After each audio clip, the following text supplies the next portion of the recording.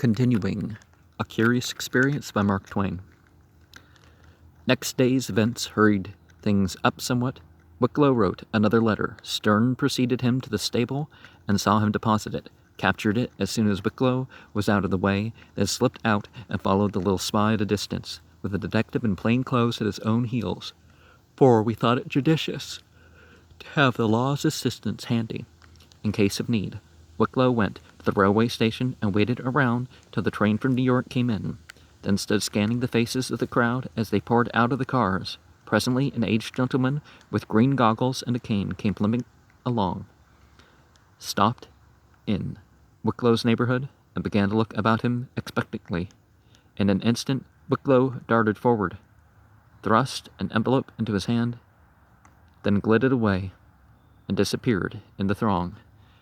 The next instant Stern had snatched the letter, and as he hurried past the detective he said, "Follow the old gentleman. Don't lose sight of him."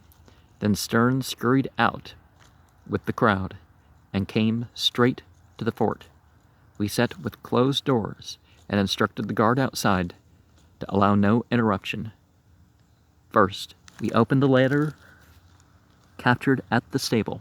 It read as follows: Holy Alliance, found in the usual gun. Commands from the master. Left there last night, which set aside the instructions heretofore received from the subordinate quarter. Have left in the gun the usual indication that the commands reached the proper hand. Webb interrupting. Isn't the boy under constant surveillance now? I said yes. He's been under strict surveillance ever since the capturing of his former letter. And how could he put anything into a gun or take anything out of it? Not get caught. Well, I said, I don't like the look of that very well. I don't either, said Webb. It means that there are some conspirators among the very sentinels. Without their connivance in some way or another, the thing couldn't have been done. I sent for Rayburn and ordered him to examine the batteries and see what he could find. The reading of the letter was then resumed. The new commands are peremptory and require that M shall be F at 3 o'clock tomorrow morning. 200 will arrive in small parties by the train and otherwise from various directions, and will be at appointed place at right time. I will distribute the sign today. Success is apparently sure, though something must have got out, for the sentries have been doubled, and the chiefs went the rounds last night several times. W. comes from Southerly today, and will receive secret orders by the other method. All 6 of you must be in at 166. All of you must be in 166 at sharp 2 a.m. You will find B there, who will give you detailed instructions. Password same as last time, only reversed. Put first syllable last and last syllable first. Remember XXXX. Do not forget, be of good heart. For the next sun rises, you will be heroes. Your fame will be permanent. You will have added a deathless page to history. Amen. Thunder and Mars, said Webb, but we are getting into mighty hot quarters as I look at it. I said there was no question, but that things were beginning to wear a most serious aspect, said I. A desperate enterprise is on foot. That is plain enough. Tonight is the time set for it. That also is plain. The exact nature of the enterprise, I mean the manner of it, is hidden away under those blind bunches of M's and F's. But the end and aim, I judge, is the surprise and capture of the post. We must move quick and sharp now. I think nothing can be gained by continuing our clandestine policy as regards Wicklow. We must know, and as soon as possible, 2. where 166 is located, so that we can make a descent upon the gang there at 2 a.m.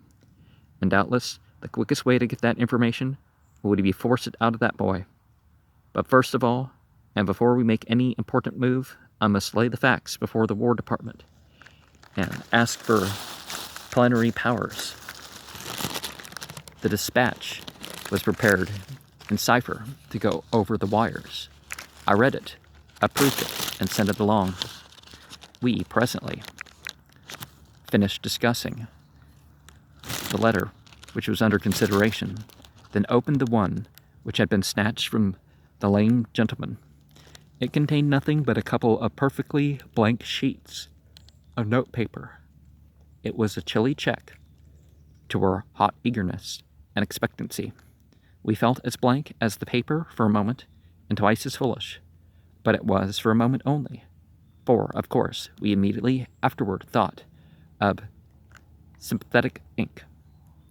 We held the paper close to the fire and watched for the characters to come out under the influence of the heat, but nothing appeared but some faint tracings, which we could make nothing of.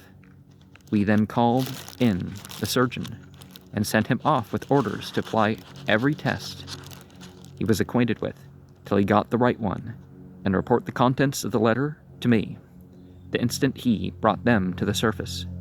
This check was a confounded annoyance, and we naturally chafed under the delay, for we had fully expected to get out of that letter some of the most important secrets of the plot. Now appeared Sergeant Rayburn, and drew from his pocket a piece of twine string about a foot long, about 3 knots tied in it, and held it up. "I got it out of a gun in the waterfront," said he. I took the tompions out of the gun and examined it close. This string was the only thing that was in any gun. So this bit of string was Wicklow's sign to signify that the master's commands had not miscarried.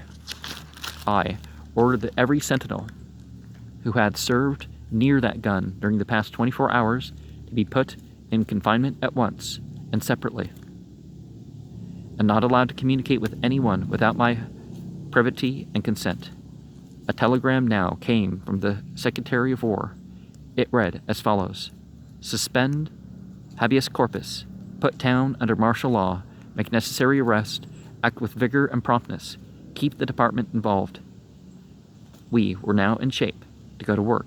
I sent out and had the lame gentleman quietly arrested, and as quietly brought into the fort. I placed him under guard and forbade speech to him or from him. He was inclined to bluster at first, but he soon dropped that. Next came the word that Wicklow had been seen to give something to a couple of our new recruits. That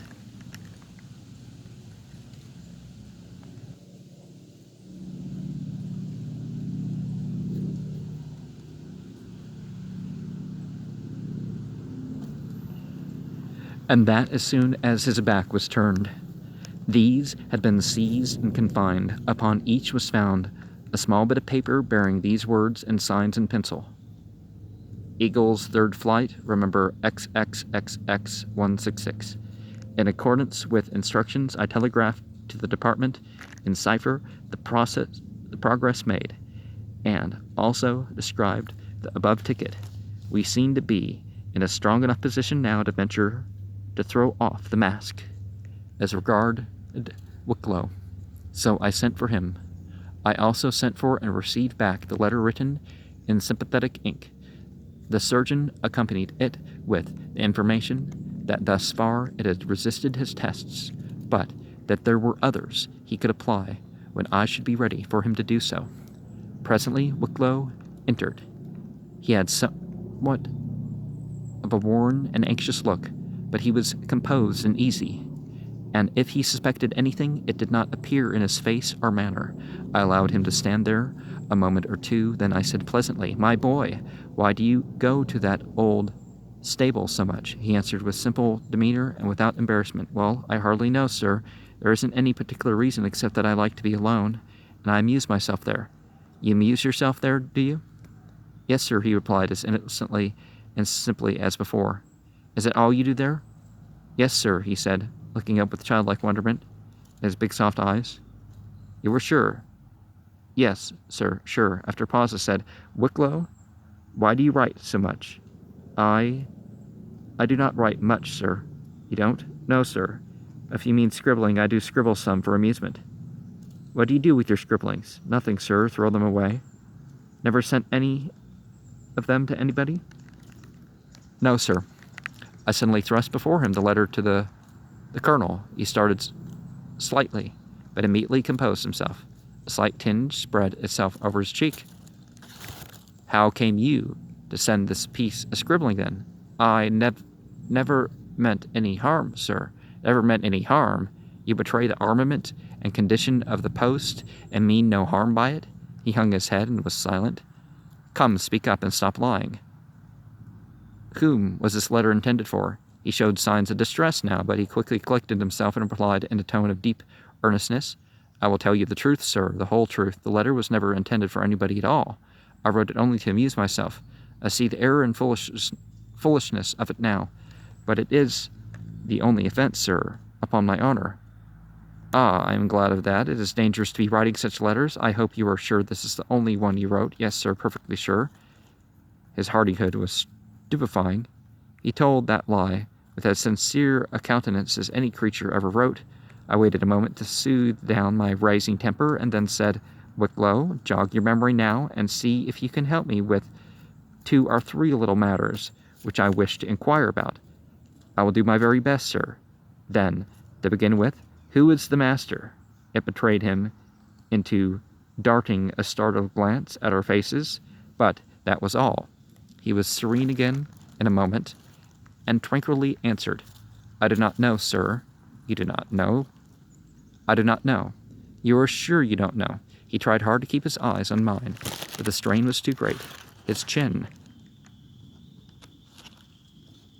sunk slowly toward his breast, and he was silent.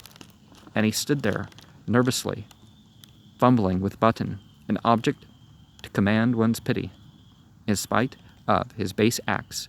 Presently, I broke the stillness with the question, Who are the Holy Alliance? His body shook visibly, and he made a slight random gesture with his hands, which, to me, was like the appeal of a despairing creature for compassion. But he made no sound. He continued to stand with his face bent toward the ground. As we sat gazing at him, waiting for him to speak, we saw the big tears begin to roll down his cheeks, but he remained silent. After a little, I said, You must answer me, my boy, and you must tell me the truth. Who are the Holy Alliance? He wept on in silence. Presently, I said, somewhat sharply, Answer the question. He struggled to get command of his voice, and then, looking up appealingly, forced the words out between his sobs.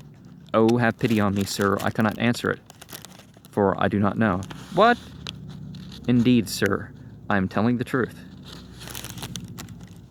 I never have heard of the Holy Alliance till this moment. On my honor, sir, this is so. Good heavens! Look at this second letter of yours. There, do you see those words, Holy Alliance? What do you say now? He gazed up into my face with the hurt look of one upon whom a great wrong had been wrought, then said, feelingly, This is some crude joke, sir, and how could they play it upon me, who have tried all I could to do right, and have never done harm to anybody? Someone has counterfeited my hand. I never wrote a line of this. I have never seen this letter before. Oh, you unspeakable liar. Here, what do you say to this? And I snatched the sympathetic ink letter from my pocket and thrust it before his eyes. His face turned white as a dead person's. He wavered slightly in his tracks and put his hand against the wall to steady himself. After a moment he asked, in so faint a voice that it was hardly audible, Have you read it? Our faces must have answered the truth before my lips could get out a false yes, for I distinctly saw the courage come back into that boy's eyes. I waited for him to say something, but he kept silent. So at last I said, Well, what have you to say as to the revelations in this letter? He answered with perfect composure, Nothing except they are entirely harmless and innocent. They can hurt nobody. I was in something of a corner now, as I couldn't disprove his assertion. I did not know exactly how to proceed. However, an idea came to my relief, and I said, "You are sure you know nothing about the Master and the Holy Alliance, and did not write the letter which you say is a forgery?" "Yes, sir, sure." I slowly drew out the knotted twine string and held it up without speaking. He gazed at it indifferently and looked at me inquiringly. My patience was sorely taxed. However, I kept my temper down and said in my usual voice, "Wicklow, do you see this?" "Yes, sir." "What is it?" "It seems to be a piece of string." "Seems? It is a piece of string. Do you recognize it?" "No, sir," he replied as calmly as the words could be uttered. His coolness was perfectly wonderful. I paused now for several seconds in order that the silence might add to the impressiveness of what I was about to say. Then I rose and laid my hand on his shoulder and said gravely, "It will do you no good, poor boy. None in the world. This sign to the Master. This knotted string found in one of the guns on the waterfront." "Found in the gun?" "Oh, no, no, no. Do not say in the gun, but in a crack in the tompion. It must have been in the crack." And down he went on his knees, and clasped his hands, and lifted up a face that was pitiful to see, so ashy it was, and wild with terror. "No, it was in the gun. Oh, something has gone wrong. My God, I am lost." And he sprang up and darted this way and that, dodging the hands that were put out to catch him, and doing his best to escape from the place. But, of course, escape was impossible. Then he flung himself on his knees again, crying with all his might, and clasped me around the legs. And so he clung to me and begged and pleaded, saying, "Oh, have pity on me. Oh, be merciful to me. Do not betray me. It would not spare my life a moment. Protect me, save me. I will confess everything." It took us some time to quiet him down and modify his fright and get him into something like a rational frame of mind. Then I began to question him. He answered humbly, with downcast eyes, and from time to time swabbing away his constant flowing tears, "So you are at heart a rebel?" "Yes, sir." "And a spy?" "Yes, sir." "And have been acting under distinct orders from the outside?" "Yes, sir." "Willingly?" "Yes, sir." "Gladly, perhaps?" "Yes, sir." It would do no good to deny it. The South is my country. My heart is Southern, and it is all in her cause. The tale you told me of your wrongs and the persecution of your family was made up for the occasion. They told me to say it, sir. And you would betray and destroy those who pitied and sheltered you. Do you comprehend how base you are, you poor misguided thing?" He replied with sobs only, "Well, let that pass. To business. Who is the colonel, and where is he?" He began to cry hard, and tried to beg off from answering. He said he would be killed if he told. I threatened to put him in the dark cell and lock him up if he did not come out with the information. At the same time, I promised to protect him from all harm if he made a clean breast. For all answer, he closed his mouth firmly and put on a stubborn air which I could not bring him out of.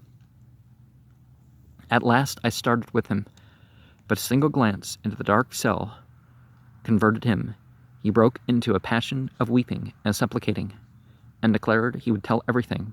So I brought him back, and he named the colonel, and described him particularly. Said he would be found at the principal hotel in the town, in citizen's dress. I had to threaten him again before he would describe him and name the master.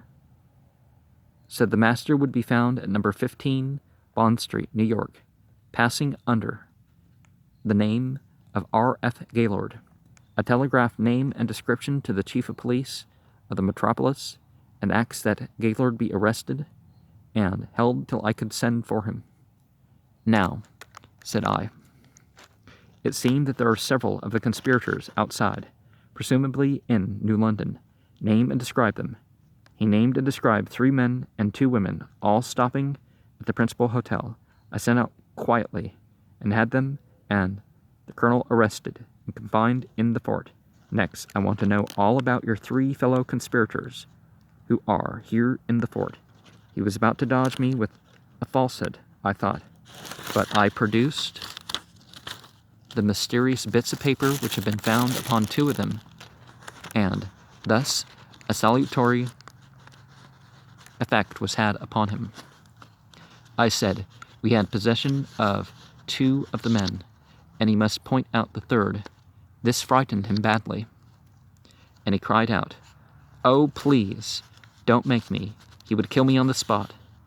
I said that was all nonsense. I would have somebody near by to protect him, and beside, the men should be assembled without arms. I ordered all the raw recruits to be mustered, and then the poor, trembling little wretch went out and stepped along down the line, trying to look as indifferent as possible. Finally, he spoke a single word to one of the men, and before he had gone 5 steps, the man was under arrest. As soon as Wicklow was with us again, I had those 3 men brought in. I made one of them stand forward and said, "Now, Wicklow, mind, not a shade's divergence from the exact truth. Who is this man, and what do you know about him?" Being in for it, he cast consequences aside and fastened his eyes on the man's face, and he spoke straight along without hesitation, to the following effect. His real name is George Bristow. He is from New Orleans. Was second mate of the Coast-Packed Capital 2 years ago. Is a desperate character and has served 2 terms for manslaughter, one for killing a deckhand named Hyde with a capstan bar, and one for killing a roostabout for refusing to heave the lead. To heave the lead, which is no part of a roostabout's business.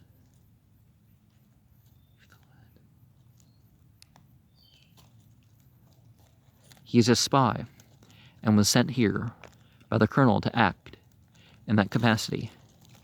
Heave the lead? Heave the lead, okay. He was the 3rd mate of the St. Nicholas when she blew up in the neighborhood of Memphis in 1858, and came near being lynched for robbing the dead and wounded while they were being taken ashore in an empty wood boat, and so forth and so on. He gave the man's biography in full. When he had finished, I said to the man, "What have you to say to this? Barring your presence, sir, it is the infernalest lie that ever was spoke."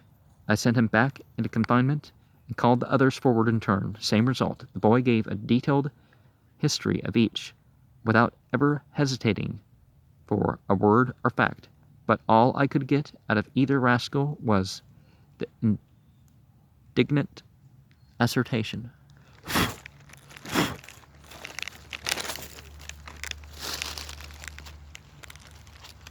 that it was all a lie. They would confess nothing. I returned them to captivity and brought out the rest of my prisoners one by one. Wicklow told all about them, what towns in the South they were from, and every detail of their connection with the conspiracy. But they all denied his facts, and not one of them confessed a thing. The men raged, the women cried. According to their stories, they were all innocent people from out west, and loved the Union above all things in this world. I locked the gang up in disgust, and fell to catechizing Wicklow once more. Where is number 166, and who is BB? But there, he was determined to draw the line. Neither coaxing nor threats had any effect upon him. Time was flying, and it was necessary to institute sharp measures. So I tied him up a tiptoe by the thumbs. As the pain increased, it wrung screams from him, which were almost more than I could bear. But I held my ground, and pretty soon he shrieked out, "Oh, please let me down. I will tell." "No, you'll tell before I let you down." Every instant was agony to him now. So out it came. Number 166, Eagle Hotel, naming a wretched tavern down by the water, a resort of common laborers, longshoremen, and less reputable folk. So I released him, and then remanded to know the object of the conspiracy. To take the fort tonight, said he doggedly and sobbing. Have I got all the chiefs of the conspiracy? No. You've got all except those that are to meet at 166. What does remember XXXX mean? No reply. What is the password to the number 166? No reply. What do those bunches of letters mean? FFFFF and MMMM? An answer. R. You will catch it again. I never will answer. I will die first. Now do what you please. Think what you were saying, Wicklow. Is this final? He answered steadily, and without a quiver in his voice. It is final, as sure as I love my wronged country, and hate everything this northern sun shines on. I will die before I reveal those things. I tied him up by the thumbs again. When the agony was full upon him, it was heartbreaking to hear the poor thing's shrieks, but we got nothing else out of him. To every question he screamed the same reply, I can die, and never will, but I will never tell. Well, we had to give it up.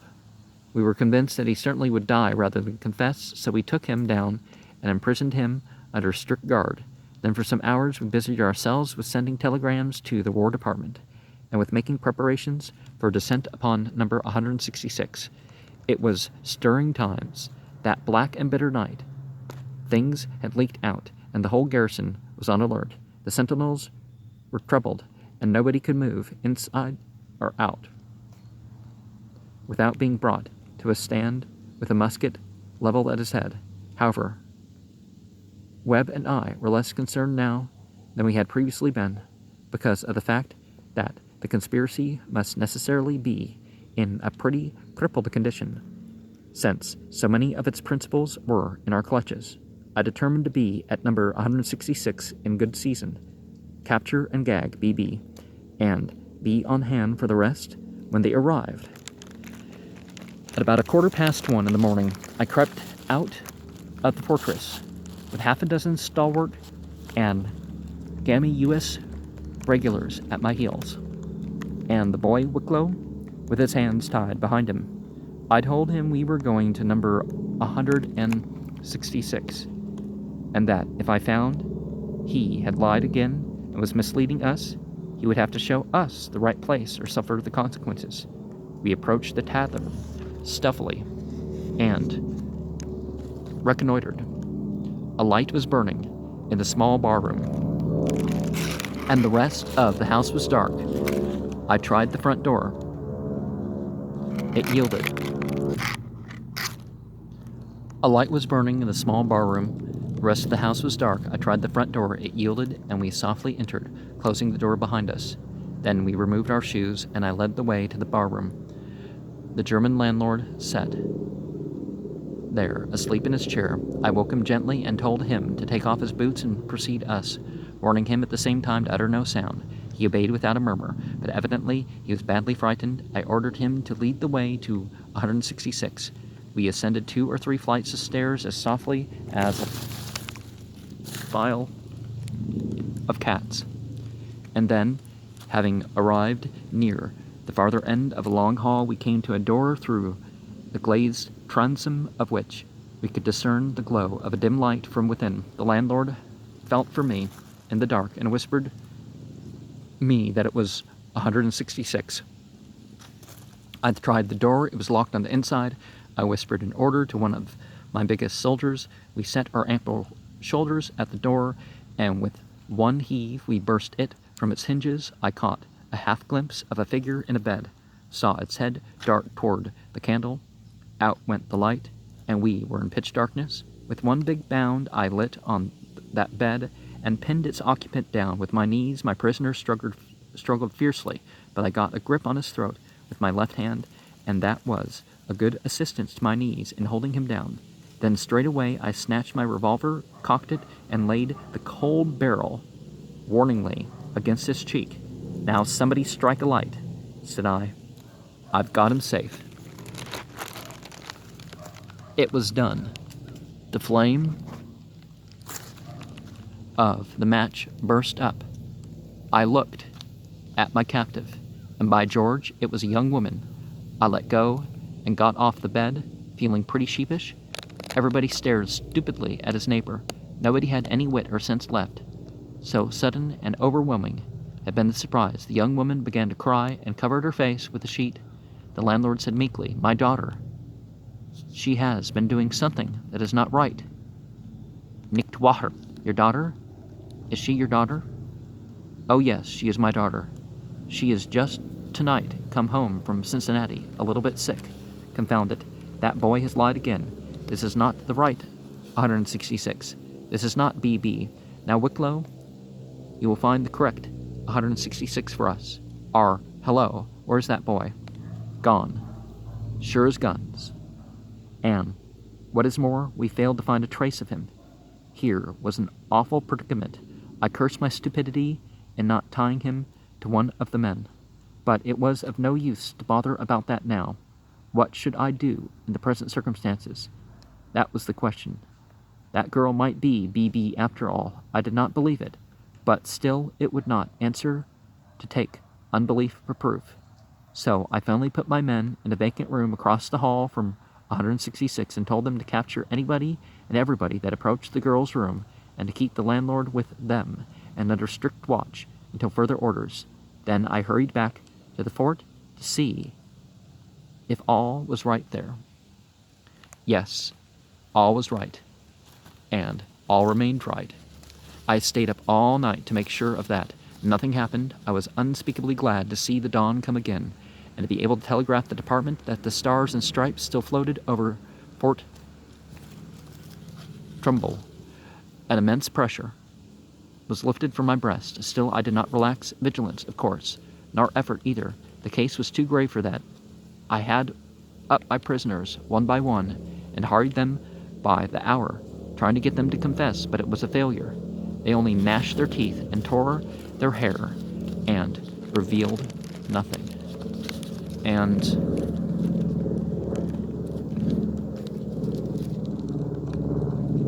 one certainly hopes that, things won't split up like that again. But you understand the sentiment.